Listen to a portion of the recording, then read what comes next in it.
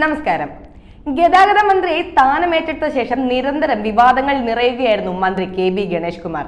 Driving licence ലഭിക്കാൻ പുതിയ മാർഗരേഖകൾ പുറത്തിറക്കുകയും ചെയ്തു. വണ്ടി ഓടിക്കാൻ അറിയുവല്ല, വാഹനം കൈകാര്യം ചെയ്യാൻ അറിയണമെന്നായിരുന്നു മന്ത്രിയുടെ വാദം. വളരെ മികച്ച കാര്യം തന്നെ.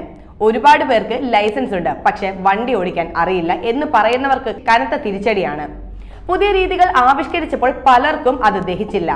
പുത്തനച്ച് പുരപ്പുറം തൂക്കുന്നു, ഇതിനൊക്കെ ഒരുപാട് പണച്ചെലവുണ്ട് എന്ന് തുടങ്ങി നിരവധി കാരണങ്ങൾ അവർ നിരത്തുകയും ചെയ്തു. കുറച്ചു ശതമാനം ആളുകൾ മാത്രമേ ഇതിനെ സുരക്ഷയുടെ മാനദണ്ഡത്തിൽ എന്ന രീതിയിൽ ചിന്തിച്ചിട്ടുള്ളൂ എന്നതാണ് വാസ്തവം. അതിനുശേഷം ഇലക്ട്രിക് ബസ്സുകൾ ലാഭകരമല്ലെന്ന നിലപാട് വിവാദമാവുകയും ചെയ്തു.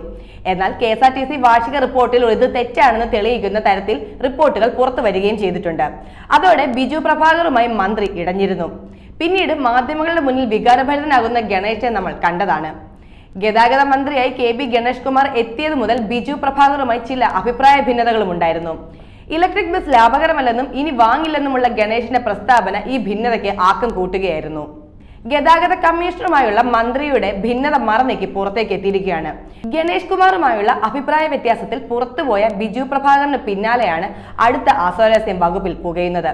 ഇന്നലെ ഡ്രൈവിംഗ് സ്കൂൾ ഉടമകളുടെ യോഗത്തിൽ ഗതാഗത കമ്മീഷണർ S ശ്രീജിത്തിനെ മന്ത്രി പരസ്യമായി ശാസിക്കുകയായിരുന്നു. ഇതിനുശേഷം ശ്രീജിത്തിന് മറുപടി പറയാനുള്ള അനുമതി മന്ത്രി നൽകിയതുമില്ല.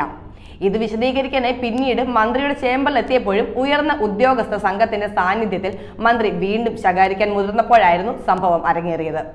ഗതാഗത കമ്മീഷണർ അതേ ഭാഷയിൽ തിരിച്ച് പ്രതികരിക്കുകയായിരുന്നു. ഇരുവരും തമ്മിലുള്ള രൂക്ഷമായ വാക്കുതർക്കം 5 മിനിറ്റോളം നീണ്ടുനിന്നു. സംഭവത്തിൽ പ്രതിഷേധിച്ച് മന്ത്രിയുടെ മേശപ്പുറത്ത് ശക്തമായി അടിക്കുന്ന സാഹചര്യം ഉണ്ടായപ്പോൾ കൂടെ ഉണ്ടായിരുന്ന ഉദ്യോഗസ്ഥർ ശ്രീജിത്തിനെ അനുനയിപ്പിച്ച് പുറത്തേക്ക് കൊണ്ടുപോകുകയായിരുന്നു. യോഗം കഴിഞ്ഞ് കമ്മീഷണർ മന്ത്രിയുടെ ചേംബറിലെത്തിയപ്പോഴാണ് ഇരുവരും തമ്മിൽ രൂക്ഷമായ തർക്കമുണ്ടായതും. അതേസമയം കേന്ദ്ര നിയമപ്രകാരമുള്ള അക്രഡിറ്റഡ് ഡ്രൈവിംഗ് സ്കൂളുകളുടെ കാര്യത്തിൽ തീരുമാനമെടുക്കുന്നതിന് വേണ്ടിയാണ് മന്ത്രി ഡ്രൈവിംഗ് സ്കൂൾ ഉടമകളുടെ പ്രതിനിധികളുടെ യോഗം വിളിച്ചത്. 2023 തുടങ്ങുമെന്ന് പല ഉറപ്പുകളും സംസ്ഥാനം കേന്ദ്രത്തിന് നൽകിയെങ്കിലും പിന്നീട് അത് മാറ്റിവെക്കേണ്ടി വന്നു. നിലവിലുള്ള 6731 ഡ്രൈവിംഗ് സ്കൂളുകളെയും തീരുമാനം ബാധിക്കുമെന്നതിനാൽ ഡ്രൈവിംഗ് സ്കൂളുകളുടെ സഹകരണ സംഘങ്ങൾ രൂപീകരിച്ച ശേഷം അവർ മൂലധനമിറക്കി കേന്ദ്ര മാനദണ്ഡ പ്രകാരമുള്ള ഡ്രൈവിംഗ് സ്കൂളുകൾ തുടങ്ങാമെന്നതായിരുന്നു ഗതാഗത വകുപ്പിന്റെ അന്നത്തെ നിർദ്ദേശം. എന്നാൽ അത് സർക്കാരിന് ബാധ്യതയാകുമെന്നും കോർപ്പറേറ്റ് കമ്പനികൾ ഉൾപ്പെടെ ആർക്കും വരാവുന്ന രീതിയിൽ കരാർ വിളിക്കുന്നത് നല്ലതെന്നുമായിരുന്നു അന്നത്തെ ചീഫ് സെക്രട്ടറി നിർദ്ദേശിച്ചത്. പിന്നീട് തീരുമാനം മുഖ്യമന്ത്രിക്ക് വിട്ടിരുന്നു.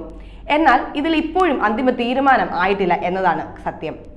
ഗതാഗത secretary, KSRTC CMD, KTDFC chairman സ്ഥാനങ്ങളിൽ നിന്ന് ഒഴിവാക്കണമെന്നാവശ്യപ്പെട്ട് ചീഫ് സെക്രട്ടറിക്ക് കത്ത് നൽകിയിരുന്നു. ഗണേഷ് കുമാറുമായുള്ള അഭിപ്രായ വ്യത്യാസമാണ് ബിജു പ്രഭാകറിന്റെ രാജി ആവശ്യത്തിന് പിന്നിലെന്നാണ് സൂചന.